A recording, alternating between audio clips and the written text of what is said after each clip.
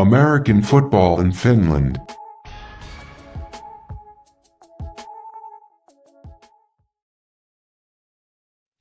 The voice in your ears and the face on your screen. I'm Perfect Pervis, and this is American Football in Finland.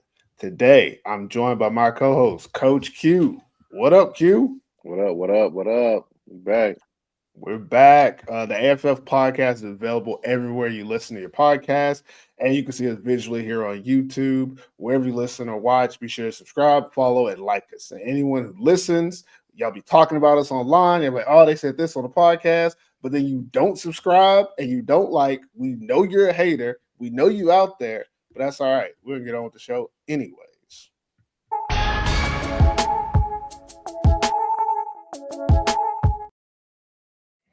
All right, first down. Get a chance to start fresh and talk about whatever's on our mind. Coach Q, anything you want to throw out there before we get into it? No, it was just a slaw weekend, man. But it's it was a slaw Ooh. weekend. I say that, but I ain't got nothing. I ain't got nothing ready to get into it, man. Yeah, I will say this though. This weekend, it's Sunday, and I've already watched. I watched all the Maple League games. I started watching Sweden's football games, and I was going to put it out there, man. Not a great summer so far. Maybe midsummer break is needed Yeah. because we'll talk about it when we get to the game. But yeah, y'all know what it is.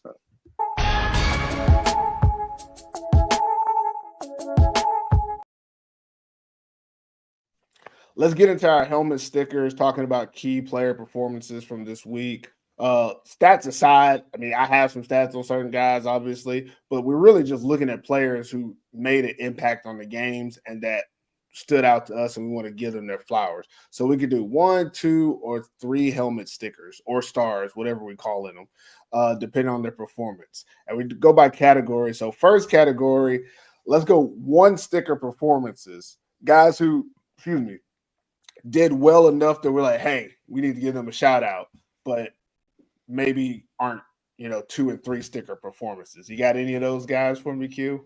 Just somebody that was out there like, hey, I see you. You out there. You balling. Oh man, one sticker. That's a hard one there for me. That's a hard from this weekend. I only got 2 stickers, man. I only got 2 and 3s. Okay. This Okay. week, I'm gonna Okay. be honest. Yeah, no worries. No worries. Shoot, I got plenty of them. So I'll give some 1 stickers, guys. Uh, First guy I'm going to go with East City Giants running back Artur Blomqvist. He had 69 all-purpose yards in the game. Obviously, the game didn't go the way they wanted.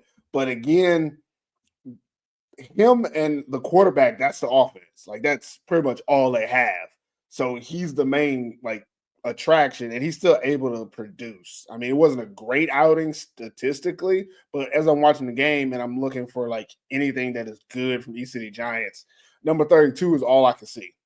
It's the only, positive aspect of their offense, in my opinion, so far that we've been able to see produce, and you can rely on that. So just want to give them a sticker. Moving on, let me see who else I got on offense. Another young running back. I guess I'm giving both of these guys stars 2 weeks in a row. From the Tampa the Saints, Consta Mindpie. He had 46 yards rushing. He averaged 3.3 a carry. Again, not a great performance. Like, he didn't stand out, but he was consistent enough that I felt like they could have done more. They could have had him more involved. They could have been more successful if they had something outside of what he did on the offensive front. So he did really well. So I'm giving him a star. Who else I have on offense? Another running back, which I think there's a theme of me picking the running backs because most of the receivers just not doing much in the league in general. And we'll talk about that later. I think when we get to 2 and 3 stars, that's when some of the receivers start popping up. But running back from Suneoki Crocodiles, Deontay Sip, he had 80 rush yards, averaged 4 a carry. And again, another guy that was just very consistent for his team. And if you know football, as long as you can run the ball, you got a chance. And all 3 of these running backs give their team a chance offensively. What the offense does with it outside of that is on them. but I think Deontay did really well this week, so I'm giving him a sticker. Who else I got? I don't have anybody else because I got to take a break because I got to go answer the door. So let's move on to 2 stickers, and I'll let you do it. I'm gonna go jump over there real quick. All right. So the 2 stickers for this week for me, first off is Lucas Erla. I mean, started the game off, kick return, and then had a big TD catch later on in the game. Boy was balling. I mean, it kind of just started off they're slacking anyway. But besides Erla, I'm going to Oko. Oko was very active in the defensive line. Got 2.5 sacks, I believe, few tackles. So he showed up this week. Who else? I'm gonna give Vasa Royals. I'm gonna give y'all a 2-star. I'm gonna give the whole defense to the Royals because they really did have a lot more intensity than the Roosters did. They made a lot of stuff happen. Pick 6. They did everything that they needed to do to help their team win the game. I mean, it wasn't a great game, but defensively, the Royals had more effort than the Roosters did on offense, and I think ultimately that's what caused them to win the game. Who else I got? Scorpio Steelers had a few guys that showed up to play, man. Made some big plays. You know what I'm saying? I seen Noah Choate scored. A few of the guys just they look different. I'll say that the confidence is there for Scorpio, so I gave a few of that. Well, I'm gonna say the whole team for Scorpio get 2 stars this week. Okay. I'm gonna give you 2 stars because I didn't know exactly y'all identity, but now I'm starting to see it. I'm starting to see the confidence there. Obviously, it wasn't against an opponent that I can say is a real test, but at the same time, I seen what they were capable of doing on offense and defense. So that was good for them. It's tough on the Steelers, though. I just throwing it out there is that they played the Butchers, then they played the Wolverines, 2 totally different teams. So it's hard to see what they are capable of at this point. But who else you got? Robitaille, I mean, he get 3 stickers for me anyway because he did exactly he did what we used to seeing him do. Can I throw out his stats? I got his stats. Yeah, go ahead. He gets 2 from me because of who they were playing, and I only watched like the first half when you blowing out a team. But he had 5 receptions, 121 yards, and 3 tutties. 3 tutties. 3, yeah, that's crucial. And you know what? Somebody who really stood out to me this weekend was Randy O, number 11 for the Crocs. Yeah, he showed up, man. He showed up. I got his stats too. He had 2 for me. Go ahead and give it to him. Go ahead and give it to him. He had 6 receptions, 111 yards, and 1 touchdown, and he was the number 1 receiver for them. And I mean, I really like that he was able to stand out this week. But go ahead and talk about him. I'll let you do it, man. No, I just the way that he was playing, his demeanor, the plays, the catches that he made. He was active, real active this game, man. I know I put the Crocs back. I ranked them real bad, but you know what I'm saying. But then it's like a reverse thing, man. I want to see them do the unthinkable. You know what I'm saying? You lost a lot of people, and people. I see you with the shirt on, and honestly, even myself, I'm like, hey, I don't think the Crocs gonna be that good, but they're showing up. I can see what their offense is capable of. Rainio being obviously a go-to guy now, and that's what you want to see. You want to see guys step up and take on a role. And Rainio, we've seen spurts of it before, but now it's like, all right, he's who you need to get the ball to. And so I was really impressed by his game this week. Yeah, I'm gonna throw out my 2 stickers, guys. I didn't hear yours. I was answering the door, but I heard you talking about the Royals. Did you name some guys from like the Royals? No, I gave their whole defense 2 stickers because just off the pick 6, the way their defensive line, the effort the defensive line had, the plays that they were making. That's what I had is. I mean, obviously, I think the defense itself, you could give it to it. And there were just certain players that from their team that I had. I'm just going to throw them out there. I had Victor Montu, who was the one that got the pick 6. He had 2 tackles, an interception, and 2 PBUs. Him playing at the linebacker position, originally a DB, him being able to play outside linebacker was really helpful for them. And then up front, I would have gave their whole defensive line 2 stars. But I pointed out Arcady Niles and Axel Arvila, number 95 and number 90. Arcady had 3.5 tackles, 2 sacks. Axel Arvila had 2.5 tackles. I don't think he had any sacks. We had a lot of pressures. They were on it all game. And those two just really stood out being in the backfield a lot. And, that's what I'm looking for when I'm looking at, defensive line plays. Can you do more than just get sacks when nobody's blocking you? And they were putting a lot of pressure on the Roosters offensive line and winning their matchups.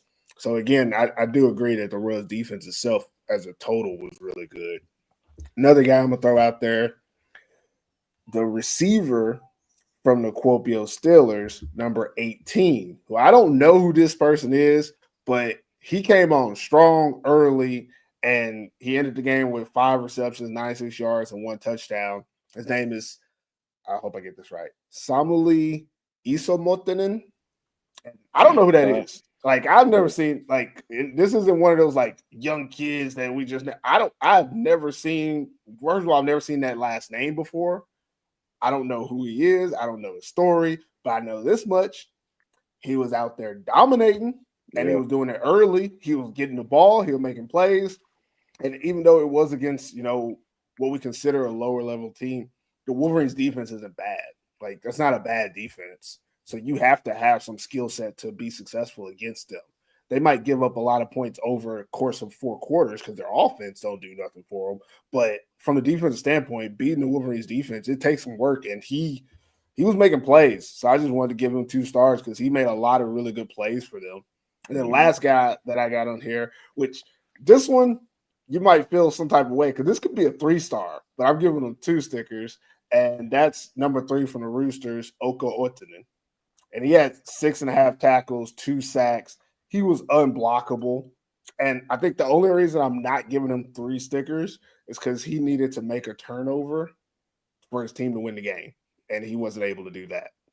That's the only reason he get 3 stickers. The only thing he could have done to get another sticker was to be the difference in the game where they would have won. Because, that's the only thing he could have done more than what he did on the field was, if he would have maybe lined up and tight end and caught a pass or something. But he did really well. And it was good to see him kind of out there. I know we kind of think of him as an older player, but also he's good. That's the thing is he's really good, and he's still proving that he's better than most, and they couldn't block him pretty much all game. He was able to do whatever he wanted to. Now, I got 2 guys for 3 stickers. Did you already say your 3 sticker guys? I think I kind of added them together, and that was kind of. Yeah, I think I added them together. That was Robitaille. Because you gave Robitaille 3 stickers, right? And Rainio, yeah. And Rainio was just 3 and stickers. Lucas. I think Lucas could go up there to 3. I don't know if I said 3 or 2 for him. Oh, yeah. Lucas definitely was a 3. I forgot. I skipped him. I'm sorry. I had Lucas on my 2 sticker performance, but he could be a 3. He had 2 receptions, 103 yards, 1 touchdown. I did not look up his returning stats. That's what I forgot to do. He took the first play to the crib as a returner. Yeah. So that probably why I should have gave him 3 stars. Yeah. I forgot about it after it happened because it happened so fast. It was the very first play. But for me, I got 2 more guys for 3 stars. I'm going Charles Akano again. 5 tackles, 3 tackles for loss, 1 sack. There's one guy that's not on my list, but I really think that we probably would have gave him 3 stars again, and that's Zach Wright. Because he had a pick and he had a punt return touchdown in that last game. Jalen Todd played pretty good too. Jalen Todd played pretty good. He had an interception for a touchdown too, I think. Yeah, he was real active on the he kind of I like the way he plays because he has this I run this area right here as a linebacker, and that's what you want. You want an aggressive linebacker like that who can tackle. He was pretty much around the ball all game. So I want to give him a shout out too because Jalen Todd definitely showed up. Yeah, definitely. And just to harp on this, I got one more guy, but I'm gonna throw this last thing in there. Is I took a look at the stats today because if y'all look on the website, SAJL website, the stats is nicely presented now. It's come a long way since we started the show. But I looked at it. If you just take a snapshot of it, almost every statistical category that's like a major stat that they have, the Butchers lead it after 2 weeks. Yeah. Just like offense and defense, the Butchers are just head and they're above everyone. And I think maybe the only person that's in that group above the Butchers is Akano. I think he leads in sacks. Yeah. And that's just As crazy. expected. Yeah. I mean, Yeah. but it's been 2 weeks and Zach Wright has 3 interceptions. That's Yeah. crazy. Yeah. And I thought he had 4 for a second. I don't know why I thought he had 4, but I guess when I was watching the game, I was like, did this dude get 2 interceptions? But it was a kick return that he took to the crib. That's what I thought was interception the first time I saw it. I saw highlights before I watched the game. But last guy, and I really want to give this dude his 3 stars, his 3 stickers, whatever we're giving him, because I think this man played one hell of a game, and this might have been the best performance we've seen all year. I mean, it's only week 2, but yeah. Number 21 from the Kuopio Steelers, Eero Pekkarinen. He played corner, first of all. That's already a hard position. But for some reason, and again, I only watched when they were up 24-0. I watched until the third quarter. Some reason he goes in at receiver, runs one route, catches a touchdown. I'm just saying, that's statistically crazy. So he had 2.5 tackles, 1 tackle for loss. He had a big 4th down stop where he broke through the line and tackled Youngblood. So it was an important tackle for loss that he had. He has 1 reception, 1 touchdown. He kicked the 49-yard field goal that was the first score of the game. And then he only punted the ball once, but it was a 50-yard punt. That's how he was doing it. And he also did all the extra points, and he did the kickoffs. This man played everything he could for this team, and he was at a very different level than everyone else on the field because he was so good at it. So I give him 3 stars for just being incredible in this week, in this game. That was, again, not a pushover game, even though the Wolverines as a whole aren't a great squad. It was his job to, stop top receivers throughout the game, and he also added points. He's responsible for 4 extra points. He had a touchdown, so that's 4 plus 6. That's 10 points. He was responsible for 10 points by himself. And a field goal, so 13 points. Yeah, so that's just really cool that he was able to do that. So shout out to him. I think that's all the stars, and we can get on with the next thing. Talk about these games a little bit now. Let me find this button. Here we go.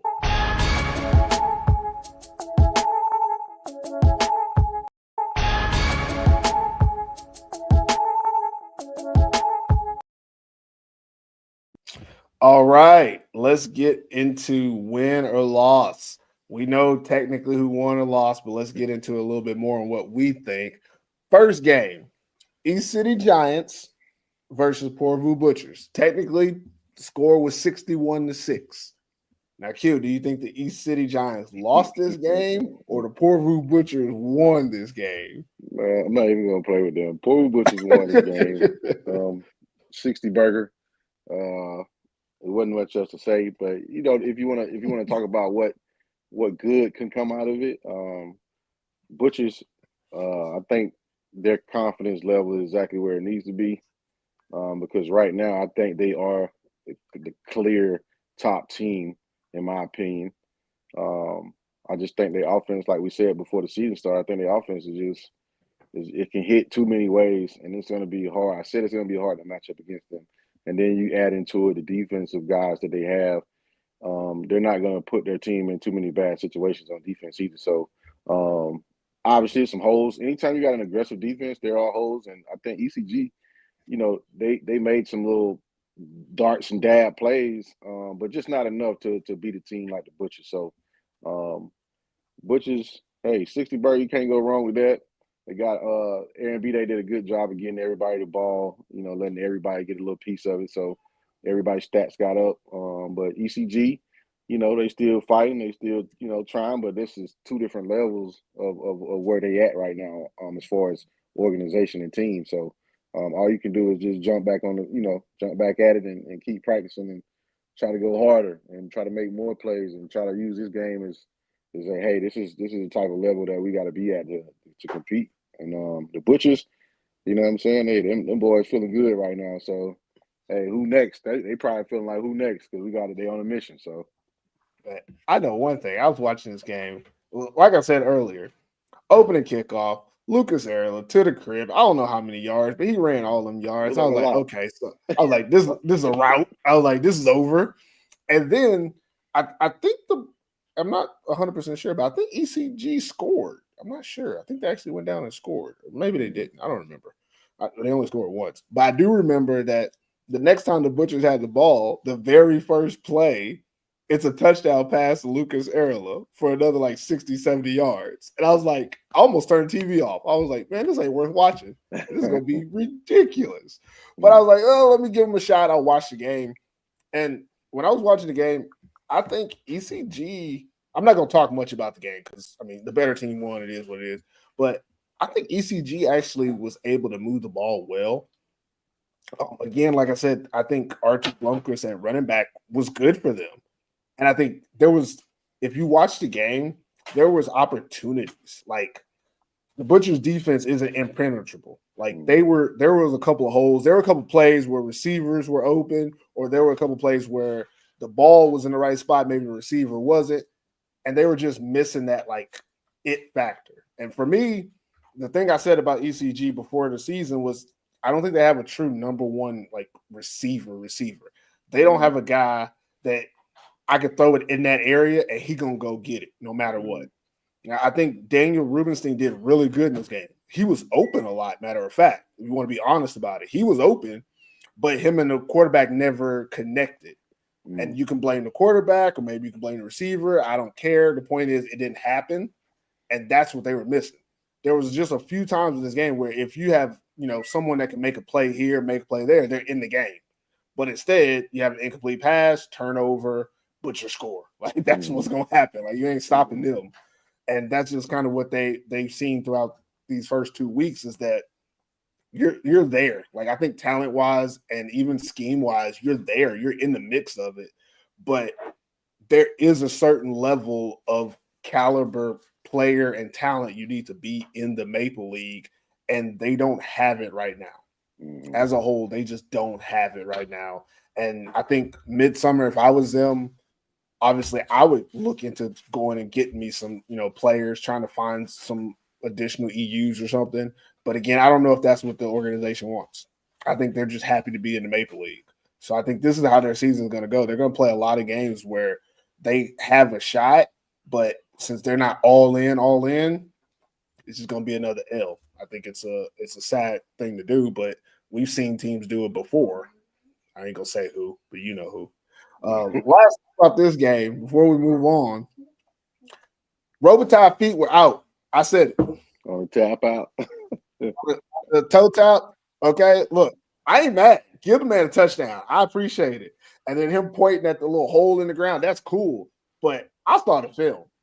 I think his feet were in, but also think it's one of those things where the line is like this thick and his foot is in, but it's technically on the line.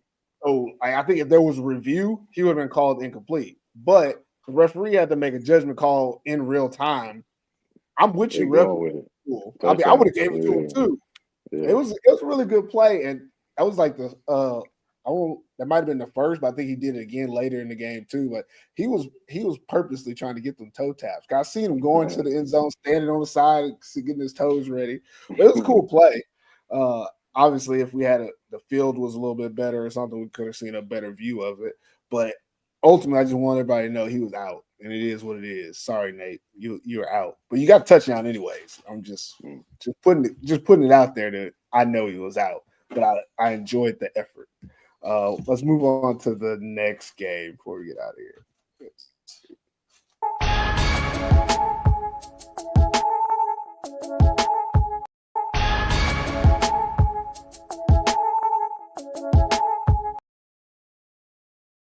All right, second game, we had San Diego Crocodiles versus Tampa the Saints.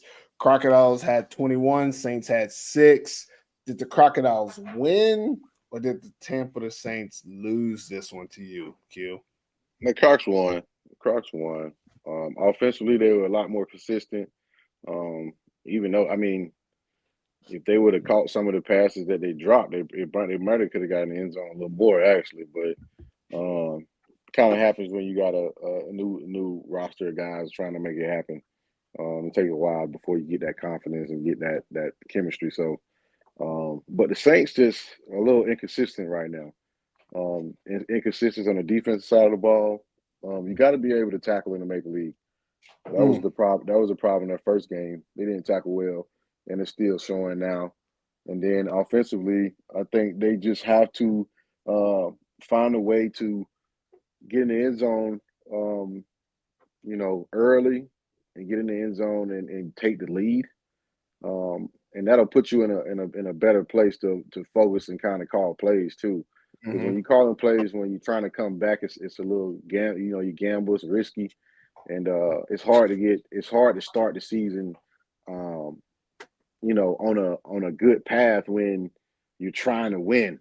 When you're just, and I mean, you're supposed to try to win, but when you're coming from a place where it's not desperation, but you just really need to make things happen, you kind of force stuff. You kind of just trying too hard, and it just throws the whole thing off. So I think the Saints are really inconsistent right now. They need to find a way to play more consistent on offense and get the ball in the end zone so that defense don't have to try to make all of these plays happen, especially with the guys that they have who a few of them, aren't tackling well. And anytime that you get into a game where you're not tackling well, that means you're giving up more yards, giving up first downs, and you're giving the team, more chances to score. So, shout out, the Crocs did what they were supposed to do.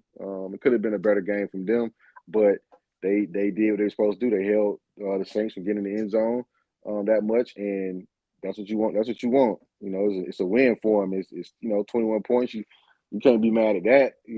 So you did what you were supposed to do. So the Crocs definitely won the game. Yeah, I agree.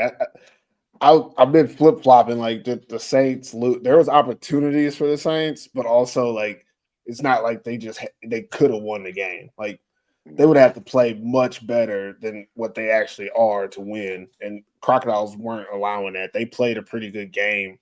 I agree with what you said though. It's crazy how streaky they were because early in the game it looked like Crocs could have just took off with this thing, but like you said, a lot of drop passes, and that's just them getting comfortable with each other. But on the Saints side, I mean, missed tackles, that was horrible. Red zone offense. I'm not 100% sure on later, but from what I see, and that's 14 points right there. And 14 plus 6 is 20. 21. I mean, you're back in the game, right? That's something that they have to think about going forward is how we have. And then the last thing about the Saints that I saw in this game was that similar to what I just said about ECG, who's that number one receiver, man? Because like what Dejan Newell told us before the season, they're really high on number 80, Kimi Tuomi, the tight end. And in this game, they threw it to him a lot. Like number 80 was targeted. I saw that. I noticed that. Number 80 had 3 catches in this game. That can't be your number one receiver if you can't get him the ball. And that's similar to what ECG has going on with their number one receiver is you can make that your primary target, but if you can't figure out ways to get that person the ball so that they can make plays for you, you really don't have a number one receiver. I think that's where they're at right now is they don't really have anyone outside of that running back, Mayimpa, that they can trust and rely on. Even in their passing game, you got to look at how much Jesse has to run, how much he has to move. That changes what you can do in your pass game when your quarterback has to be mobile. And they have like run plays for him. And I don't think that's to make up for the running game. I think that's to make up for lack of passing game. So you're doing that instead of having a go-to receiver. And I would tell them the same thing I would tell ECG, man. Just go get you a receiver. I know money is funny. Maybe you can't afford it. Maybe you don't know nobody. Do something. Do something. Yeah, like I don't believe that you can just continue to go through the Maple League saying, well, we're in the Maple League, so that makes us Maple League caliber. That's not the case. And that's what you're finding out. That's what the Crocodiles are showing everybody when we write them off before the season saying, oh, they lost too much players. But they're telling us and they're showing us each week that, hey, we have Maple League caliber players waiting for their shot. So we're going to be okay. That's what they've done. Like Vernio is a prime example of someone I said was, 3 or 4 option. He's legitimately showing that he's a number 1 option this year. You're proving that he's that caliber. These other two teams, Saints and ECG, I don't think you're proving that. And I think you're hurting your team by not giving them a better opportunity. So I guess that's all I'm going to say about them. Let's try to get to this next one.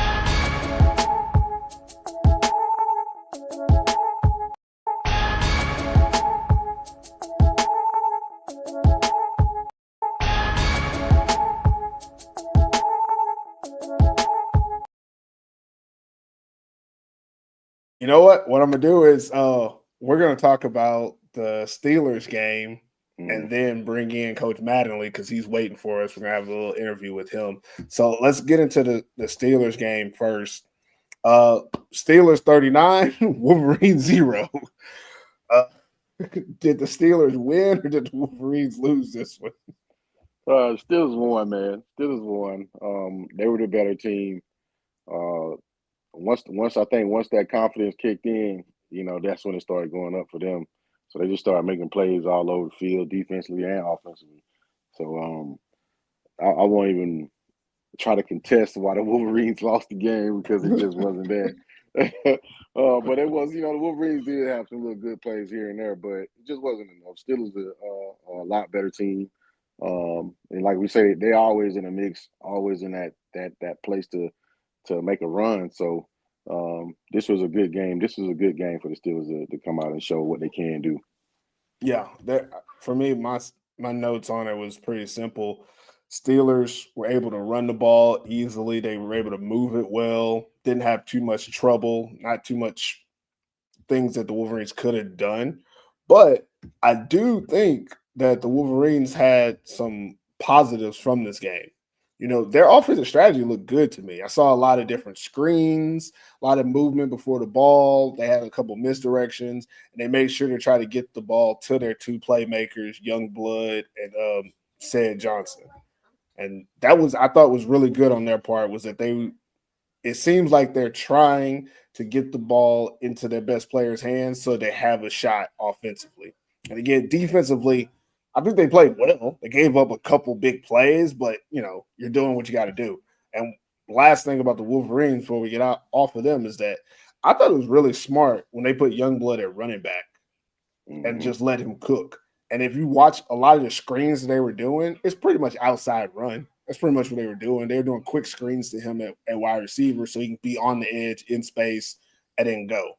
And then a couple times they tossed it to him from the running back position. They had a couple like fake reverses in there, misdirection stuff. Thought it was really good, really smart. But ultimately, the Steelers' defense is good. So it's like you can only do so much going laterally with no downfield threat. Like they had no downfield threat. Everything was sideline to sideline. Steelers defense got smart on it. They moved well sideline to sideline. Eventually, it just wasn't enough. You couldn't do that for 3 downs. Like you had to come up with something else, and they just didn't really have it. And it's mostly just talent. And I guess I'm going to keep harping on this, but it takes a certain amount of talent and caliber player to compete in the Maple League. And again, the Wolverines, I think they have some players that have that caliber and talent, but when you put it together, you don't have enough to really, really compete. And this is another team I think needs to look into this midsummer break and say, hey, we're going to bring in this guy. I'm going to throw this out there. I seen Sebastian Sane at the sidelines on the first game. I mean, last year I had him playing defensive lineman, and he did great. So I'm just saying, y'all know people. Y'all know players. There's got to be somebody that y'all know that can come out there and help y'all out. I don't know. I seen Jabari playing DB in Poland a couple weeks ago. I'm not trying to recruit for you. I ain't trying to recruit for y'all, but I'm just saying there's plenty of I think there's plenty of options, especially for that Helsinki-based team, that I think they can find people that can just boost them just a little bit because they're almost there. I really think when I watched that offense, I was like, okay, they're cooking. Like they know what they want to do. They know how to do it, but they don't have the right people to do it. Like they just don't have it. And then defensively, they played fine. I think Alvin Reels is doing really good at the linebacker spot. They're running a 4-2-5 defense. It's a little like they give too much space, but at the same time, they're playing to their strengths. They're not trying to do something they can't do. And again, they gave up, I guess, 30-something points in this game, 39. But it was 24-0 in the third when I stopped watching, because once you go past 3 touchdowns, I stopped watching. But anytime in those first 3 quarters, if they had some resemblance of an offense that could put up points, you're looking at more like a 21-6 or 17-7 situation. Because, matter of fact, the Steelers did kick a field goal early in the game, which meant their defense held them in the red zone. So that's what I'm saying, is that you're right there, but if you don't go all in, you don't get no further. Mm-hmm. All right, so with that, let's talk to the head coach of the Kuopio Steelers about this week's game, this last game, what they had, and what's going on in the season so far. We'll bring in Coach Michael Madden. First, I'll do this interlude thing.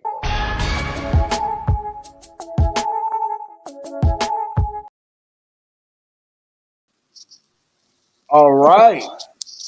What's going on, people? Welcome, Coach Madden. Welcome to the show, man. Yeah, appreciate it as usual, man. How's it going? Oh, it's good with us, Coach. We're here for you. Guess I can kind of say the same a bit after yesterday, but we got stuff to work on. Oh, do me a quick favor. Can you try to turn your camera sideways, maybe? Sideways? Yeah. See if that works. Better?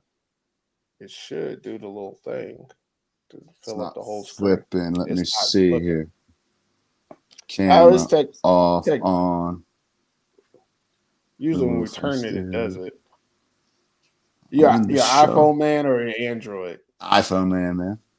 I may say it should do it. Don't worry about it. I don't know. It's all good. Yeah, it's all good. Yeah, it's fine. It's perfect. But yeah, Coach, we just wanted to ask you a couple questions, a little bit about last week, but mostly about kind of this season and how it's going for you so far. Q, I'll let you take the first one if you got something for them. I want to know how you felt about our rankings. The rankings? I mean, I thought they were fine. I'm not going to, say we deserve to be first, but we're a playoff team. I think everybody knows that. The Butchers put together a hell of a roster, and myself, in the coaches' rankings, I can't vote for myself. So I'll throw, my hat in the yard and say I voted for the Butchers for number 1 as well, and they gave us a good schlacking week 1, which for them, veteran team, a lot of the same pieces. It's a few key veteran additions, us, new staff, new players. So it was tough, but ranking wise, I thought it was all right. There was one in there, not regarding me or the top 2 that I'll leave out, that I'll say, we'll see how that plays out later. But yeah, the rankings were quite solid. I thought you guys hit it on the head for 7 of 8, probably for the most part. So. Okay. Yeah.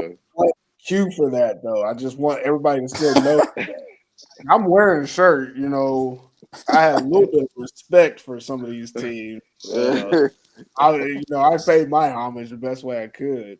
But Coach, moving on a little bit to this season, and you guys, we're obviously only in week 2. You play 2 drastically different teams in terms of what we think top and bottom in the league would be. So you're probably in the best position to tell us your thoughts, especially coming from not being in the Maple League last season. Yep. What are your thoughts on the talent level in the league this year? Like you guys were just saying, the Wolverines are definitely improved. Youngblood is a monster.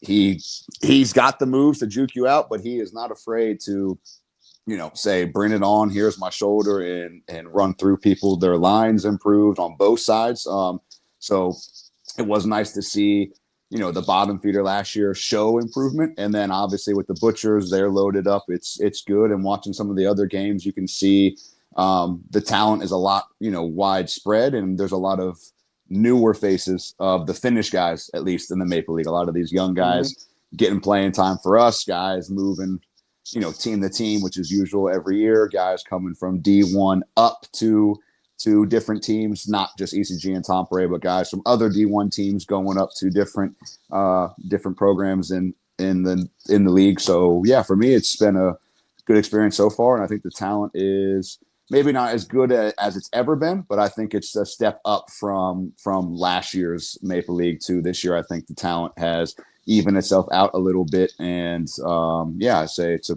pretty quality league at this current state. So I feel like it might be that instead of there being like top heavy and then nothing, it's Mhm. more spread of the distribution of the talent. Q, could you slide out of there? Yeah, I'm just saying. Face It No, was for right sure. on the I would agree with you there. I mean, even I know the ECG Porville game is what it is, but still the first drive that they were able to come out and zone, stick, hitch, zone, touchdown right down the field kind of shows even those newer teams let's be honest, they're a U20 national team pretty much, and they were able to put together a drive to open the game and go down the field. Regardless how the other 56 points left, it still shows that, hey, they can even put together drives against the top quality teams and still make you think a little bit. So it's good that it's not always a complete, whooping from play one to the last play of the game. I'm going to say it. It's good there's no like UNC type team that might show up with 12 players one week. You said it, not me. Yeah, I'm saying it. I think that's the biggest difference is that I can look at, when we're at 8 teams, there's 8 teams, but there's 8 teams. Correct. It's not 7 teams and a put together or 6 teams and 2 teams, every week you don't know who's going to like legitimately. I look at these rosters, I look at these players, I'm like, okay, he plays for that team. Mm-hmm. I'm not going to see him playing on 3 other teams, or I haven't seen him on 2 different teams in the last 2 years because he's not really a Maple League player. A lot of these guys are playing for their home team or for a team that they've committed to. And I think that's the biggest improvement because that's how we're seeing that like talent level spread out. I've said it a lot today about, some teams not having like that like number one receiver. And I think that's also one of the things is that there's so much talent spread out. Everyone is getting an opportunity now. No one's like, hey, we're just going to have this one guy. No, for sure. I would definitely agree with that. It seems to be the same way across the board. I think there's only one U.S. receiver in the league because Alpha's playing defense. So I think it's just Nunley for the Roosters. I think that's it. So when you think of it that way, there is no true one when there's only one American receiver in the league. Because Alpha can only play defense at the moment unless they wanted to make a switch around with quarterback, O-line, whatever their plan would be. So that's crazy. I hadn't thought about that. Did you have anything? You just brought it up, and I was gonna say, Q, did you have anything for him? I got one more question, then I'm good. I'm just gonna ask, what have you noticed about being in Corpio, as far as the organization, the players? What's different than maybe being in Helsinki? For me, probably just dealing with off the field stuff. It's more, hey, coach the football team, which is nice. It makes my life a little easier, but nothing but respect for all those guys. I talked to all the Wolverines players and coaches before the game, after the game, loved my 3 years there. And then player wise, we're just super talented, a lot of younger guys this year. And it's nice to, outside of Helsinki, where a lot of guys move for work or for school and then end up joining the Roosters or the Wolverines. We have a lot of guys that move to Kuopio simply to play for the Steelers. And then they get here, and then option 2 is to find work. So for us, that's quite cool that, for example, Samuli Iso Motonen, he caught the touchdown pass yesterday, number 18. One of them, he moved here from Oulu, simply to, get his shot in the Maple League and get work and kind of start his life here to play for the Steelers. So it's nice to be in a situation like that where people are moving here to play football and figuring it out the rest. And then that way we can, build a quality program with guys that want to be here and want to get better. So I'm glad you named him because I don't know if you were watching, but I asked before, like, I don't know who that is. I was like, number 18. He came out there balling, and I have no idea who that guy is, where he's from. I've never seen that last name before. But now you told me he's from Oulu. That's really helpful because Oulu and Rovaniemi have some really good talent in those 2 areas. But a lot of those players, they need to go to the Maple League to, correct. Yeah. Get exposure, develop, and stuff like that. And he's one of those guys. That's pretty cool. Yeah, no, he's a great player. So we're lucky to have him. He's got some jets. He's a good fit. He's a nice dude, and he works his ass off. So it makes our job a lot easier when you have a guy like that. So yeah. So last thing I'm gonna ask you, and then we'll let you get out of here. What are your thoughts about the league restructure? And you don't have to play everybody twice. There's two different leagues. What's your thought and feelings about that and going forward? What do you think it does for the Maple League? The idea is okay. I'm maybe not a fan of how it's set up. I mean, not the 4-4, but there's 4-4. You play everybody else on your side twice and everybody else once, but your side means nothing for winning it. It's just 1 through 8 still, and then you could have still done 12 games, and like it's always been, and just had based on who was first, who was last, and then make an even schedule of who your second groups would be twice from the other side. So you still could have kept the 12 games and then made the divisions, matter a bit instead of just solely who you play.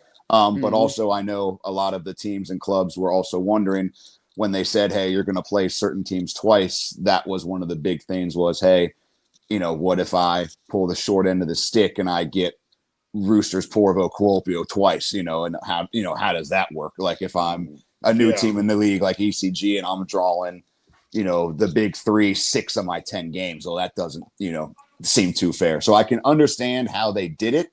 But still, I think there's room to improve with the division thing. But I do like it for the most part. It's just now kind of finding that final itch, because I'm sure there's people in the organization in the SAJL that are talking about, hey, how can this, improve as it goes? So yeah, I like that though. Q, you got thoughts on that? I see you shake your head over. No, I agree. I definitely think it could be structured different.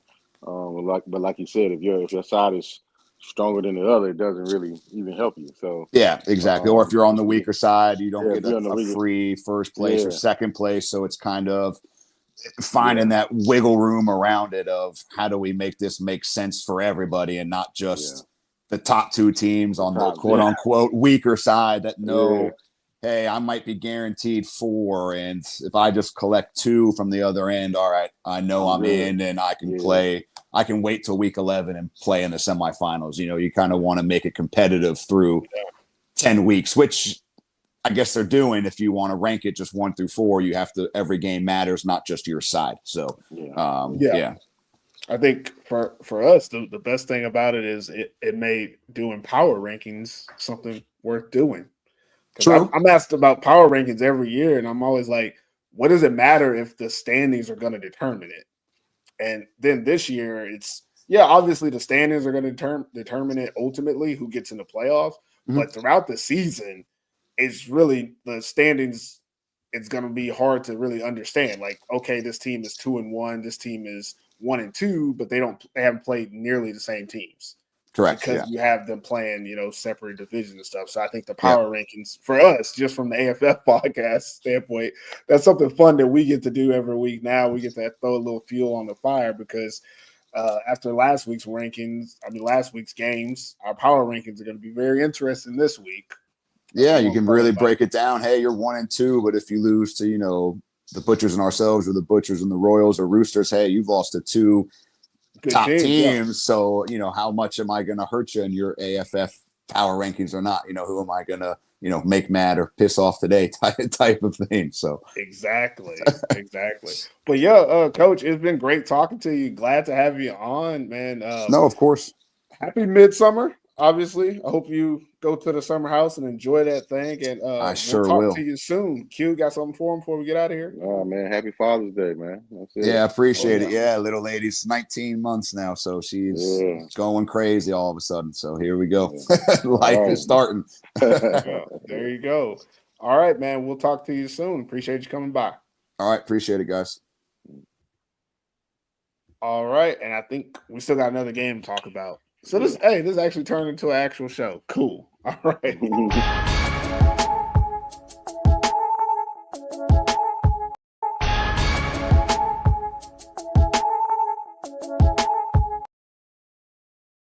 Hey, let's talk about the game.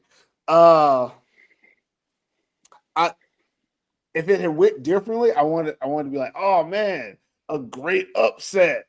The way so let's throw it out there. Wassel Royals beat the Helsinki Roosters 9-7. And before we get into it, I got stuff to say. I got stuff I got to get off my chest. Normally I give it to you first, Q, but I got stuff I got to say. First off, I just want to say I got two opinions about the way this game went down. I have one, my heart feelings, and I'm gonna say that first, and then I'm gonna let it go, and I won't bring it back. But my heart feelings about the way this game went is that these two teams came out here and played some bum ass football, and I had to watch it, and that pisses me off. And that's how I felt about it. I was like, they came out here, and this team didn't do nothing. That team didn't do nothing. This team won, but they ain't do nothing. The other team ain't. They just did less. I'm sorry, but I said before the season, I wanted to see some Big 12 football, and they came out here and winning games 9-7. And I'm supposed to be like, oh man, y'all really something now. Come on, man. I mean, I'd rather go watch the WNBA. I'll tell you that much. And that ain't saying much to me, but I'm just saying, like, oh no, you know what? Change it. I'd rather watch the OKC Pacers finals, which that ain't nothing but a snooze fest. Yeah, that's the WNBA is at least worth watching nowadays. You know, Kaylin Clark, Paige Beckers, you know, Kelsey Plum, those guys out there, even Angel Reese getting 1,000 rebounds. That's worth watching. I don't want to disrespect them. But this game made me want to turn on the Pacers. I have never in my life wanted to watch the Indiana Pacers play anything. I don't care. Like, never. And that's what this game made me want to do. Now, I'm going to let that go for the podcast. I'm going to let it go. And I'm going to get back into, you know, the podcast part of things. And we're going to get back to being biased, but as objective as we can be. Yeah. So, in your opinion, Q, did the Roosters, your Roosters, did they lose this thing or did the Royals win this game? And that's a tough one. I believe the Royals won this game. And that's I'm with you. That's hard for me to say. And the reason I'm going to say that because when away from how the drives were going, the Royals, I think they came out with a little more intensity than the Roosters did. And their defensive line had Ambrose moving like crazy. They had him moving like sometimes he just was standing there kind of not even trying to get out of there, really just taking a sack. But that's what happens when, you know, the blocking wasn't that great this game. It just wasn't a good game by the Roosters at all. And they just couldn't get it going offensively. It just looked like a real, you know, like slow, lazy game. I want to throw this out here, and I want you to bear with me because I'm watching the game, and I agree with you. I think the Royals won this game. And I said it in my bias, my rant earlier. I think both teams didn't really play well, but I don't think either team played bad, if that makes sense. I think both. I think they both played bad. I really think, do. I think both of those teams are better than what we seen yesterday. I think what we found out, I think the Royals, they definitely can be better. They don't want to be better. I'm sorry, but the Royals went to this game saying if we only score 9 points and win, woohoo! Like that. Look at how the Royals set up their team. We're gonna bring in 2 import O linemen. We're gonna hand the ball off to Swarovski, and then watch this game. Both teams tried to run the ball early. That first quarter went by like that. And it was 0-0 because neither one of them really got anything going, but the clock was churning. And then when you look at the end of this game, that's what the Royals wanted. Like, they want the clock to be moving. They want to get in a one-score situation because it looks like, and now that we've actually seen them play decent defense, all their eggs are in the defensive basket. That's where they put it. They're like, we're going to make sure our defense is solid. That D-line, it's almost the same from last year, but it's better, and it's good. And here's the thing that I think that I saw in this game that stood out that I don't know if we're going to say, or I don't know if anybody want to hear this, but the Roosters O-line is not that good. And I don't want to say that, but we know they got some younger guys on there now, and, you know, they're transitioning with the group. But when you watch the game, you said it. Ambrose on the move because that Royals defensive line owned the Roosters offensive line. They were in control of the line of scrimmage all game. That by itself is one reason why that back end of the Royals, I'm still not sold on them. Y'all can tag me in as many things as y'all want to, saying that y'all won the game. That's cool. But I'm still not sold on that secondary. But what I am sold on is that if you pressure a quarterback and get him to move to where he doesn't want to move, he can't find his receivers. Whether they're open or not open, them making Ambrose constantly move help their secondary, because their secondary, you don't have to be great in coverage if the quarterback can't see, or the receivers have to change their routes, and the receivers weren't getting open. But also, how can you get open if we're running a concept that floods left and our quarterback has to escape right because of pressure? No one's open. And that's where I think that the Royals did really well in this game, is they leaned in on that. Their D-line really controlled that line of scrimmage. But you got to look at what the Roosters were able to do. When they were able to pass the ball, there were completions. Players were open. When it was on time and he wasn't pressured, it was fine. Which, again, plus and a minus for the Royals defense, because, again, that secondary, it's beatable, but it's hard to beat if you can't see nothing because you're running. And I think that has a lot to do with the fact that their D-line was winning all their matchups up front. And when you look at the Roosters O-line, you don't see the same caliber or experience that you were accustomed to. And we lump them all together and we just say O-line. And because I know a lot of them are young, I'm not going to throw out their names or anything specifically. But that was the biggest difference in this game, is that D-line is good. I don't think they're great. And because I don't think they're great, it makes me think that the Roosters O-line is not good. Because I don't want to give their D-line credit, like, oh, this is the best D-line in the country. I don't think that. I think it's the second week. I'm gonna say this. I think second week, obviously, it's a lot of time to get better. I don't want to say they're not good. I just want to say that not as good as we thought. This is a bad game. I don't think they can play any worse than what they played yesterday. To me, I think their O-line is better than that. I just think they had a bad game, and that Boston trip. Let me argue with you. That Boston trip does that though. But let me explain. Let me ask you this: what makes it bad if you can't beat someone one-on-one? Like, how's that a bad game? Because sometimes you don't feel you just don't have it that day. Like some days, I think this guy just got the best of you. I think if you play, I think if the Roosters and the Royals play again, which they probably will play again, I don't think this is the outcome. I don't think, I'm not saying that I think, okay, if the Royals and the Roosters played after midsummer, it's going to be the same type of game. I think the Roosters beat them fair and square. I just think this is just a bad game for both teams, which is sound bad because I just think if the Royals, if this is the best the Royals can play, the Royals gotta be worried. If this is the best they can play, they gotta be worried. They can. You're not going to beat the Butcher scoring 9 points. You're not beating the Butcher scoring 9 points. The Royals, they didn't score 9 points. They scored 3 points. Victor Mantu scored 6 points. They had an interception that was a pick six. Take away that. Take away Victor's pick six, and it's 3-0 with a field goal. It just wasn't an exciting game at all. I mean, I can't even say if it was one of those defensive matches where this team just wouldn't break and all that. It wasn't. That's how people want to. When you see it wasn't that type of game. People. When you see a score, people are like, oh, it was a defensive struggle. No, it was an offensive nothingness. But I want to say, again, still respect to the Royals for winning when you got the opportunity. I think I can agree with you. I would say if they played again, I don't think it would come out the same. But I also think it has a lot to do with the fact that I think the Roosters, sorry. I think the Roosters offense has to look in the mirror and say that we can't just show up and win. Yeah. Because as I've been saying all day today, you have to be a certain caliber player to play in the Maple League.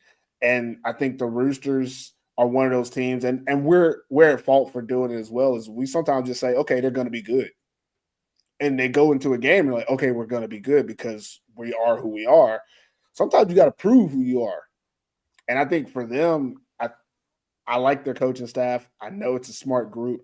I think they're going to look in the mirror. They're going to look at these matchups that you believe they can beat them again later. I believe if you're not better than someone, you got to figure out ways. And I think the Roosters are going to figure out ways. You're going to see a different blocking scheme. They're going to put the defense in position so that they can have better blocks. They're going to change maybe some of the schemes of how they do a zone or a counter, stuff like that, or maybe throw in more play action when they want to pass so that they can have the quarterback be free and not have to worry about the pressure. Stuff like that, make the defense work a little harder, which, again, isn't necessarily it isn't being better, but as a team, you're having a better strategy. I think they went to the game saying, we can run ISO and we're going to get 8 yards. You go and run ISO, you only get 1 yard, and you don't have a counter because you're like, oh, we didn't think we were going to need a counter.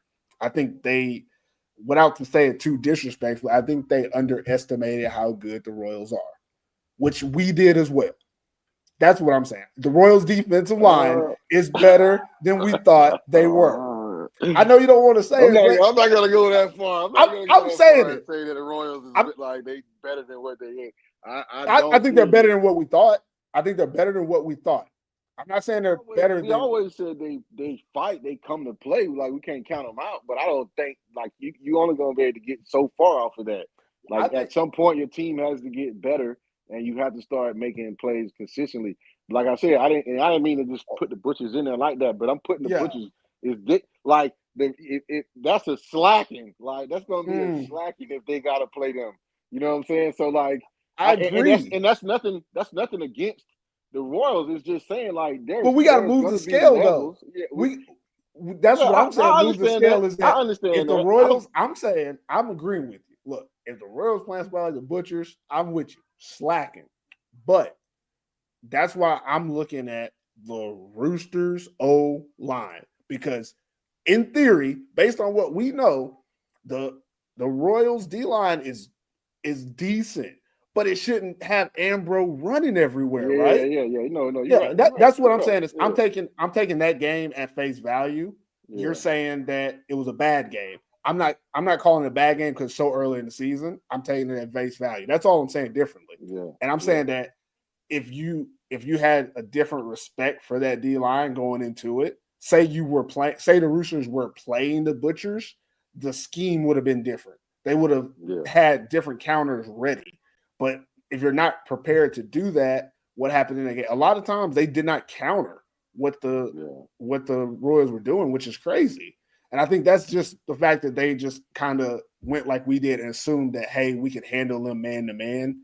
And it just didn't go there. It didn't go there. It didn't go there. Yeah, it just didn't go. I mean, again, like you said, bad game. I mean, I think the coaching is what's going to be the difference the next time they play, because you're going to see which team elevates and which team stays stagnant. Mm-hmm. And again, throughout all this, I just want to throw this out there to some people that, be posting online and whatnot. I never gave credit to anything besides the D-line and Victor Montu. I'm just saying, you can't put me on the hook for nothing else about the Royals defense. Because I ain't they didn't prove nothing else to me. A few weeks from now, we're going to come back to this week and see if this win helped. We're gonna see if this win helped them or didn't help them. So I'm still gonna stay. When I watched the game, when Ambro had time, receivers were open.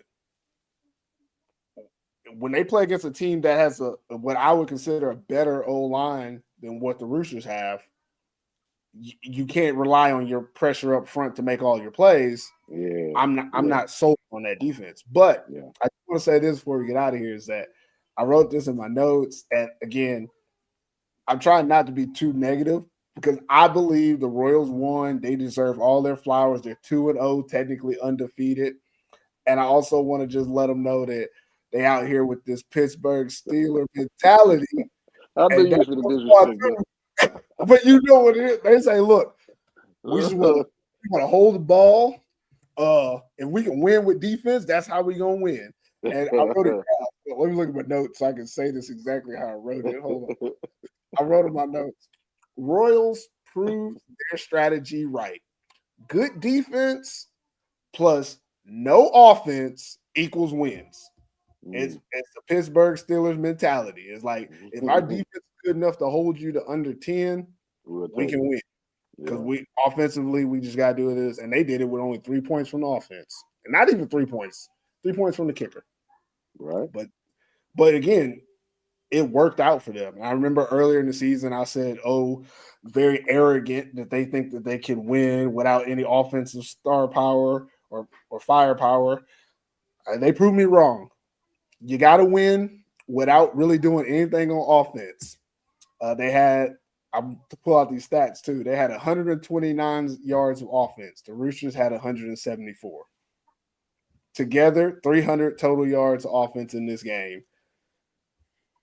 I mean, a win is a win, right? A win is a win. I do believe that, like you said, I think later in the season, we're going to look back on this game and be like, damn, they got away with one. And this might be the difference between the Royals making the playoffs, not making the playoffs, something like that. Being number 1 seed, number 2 seed. Yeah. I mean, it's possible. They're undefeated right now.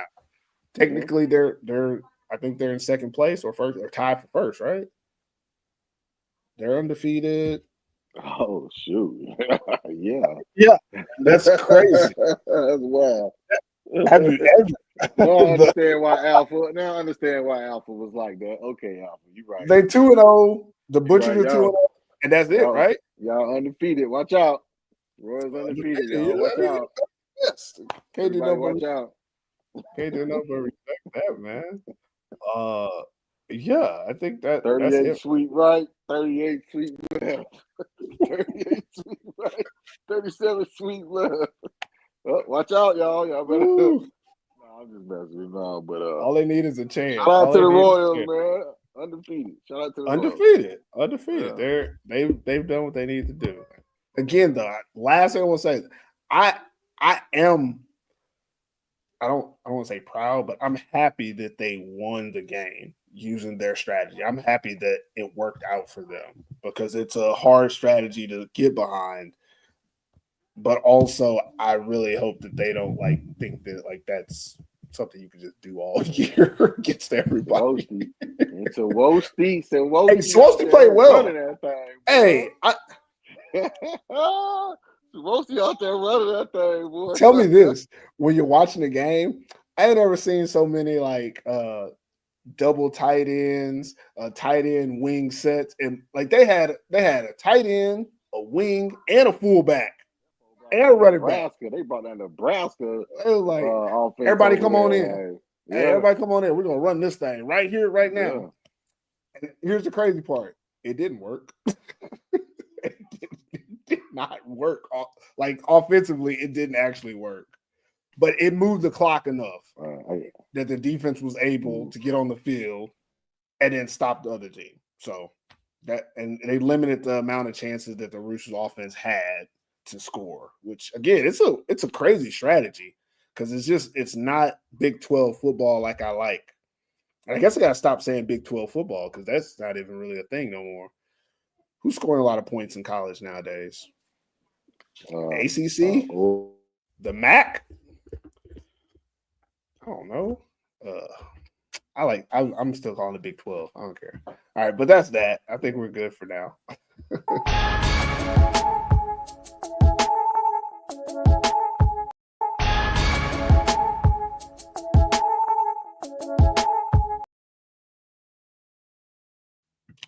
All right, so no games this week in observance of the midsummer holiday. And we're going to save our week 3 preview until next week. That way you guys have something to watch over the weekend. So I guess that's it for this episode of American Football in Finland. Q, any last words before we get out of here? That's it, man. Happy midsummer, man. Everybody enjoy the midsummer. We're going to enjoy Father's Day over here. Hey, we'll be back. Yeah. I got nothing. Everybody enjoy the midsummer. I think basically here in Sweden both celebrate midsummer, but if you're watching ELF, the Nordic Storm, they have a game this weekend. So, go watch that thing and support the Nordics, I guess is what I'm gonna call them. Support the Nordics. Well, they got a lot of Swedish and Danish players that are playing out there doing pretty well. So, and they're what 4-0 now, undefeated, just like the Royals, baby. Yeah. You know what it is. Jage It and could Clark. be a great, yeah. Jage and Clark. No matter where he go, they going. Hey, wherever Jadrian Clark is, you're getting wins. So last weekend is over, but we'll be back on Sunday to talk about the next week 3 games right here on the AFL podcast. Make sure to subscribe, follow, like, and share on all social channels at American Football in Finland. Until next time, never forget T I F. we gone. We gone. I don't have the ending.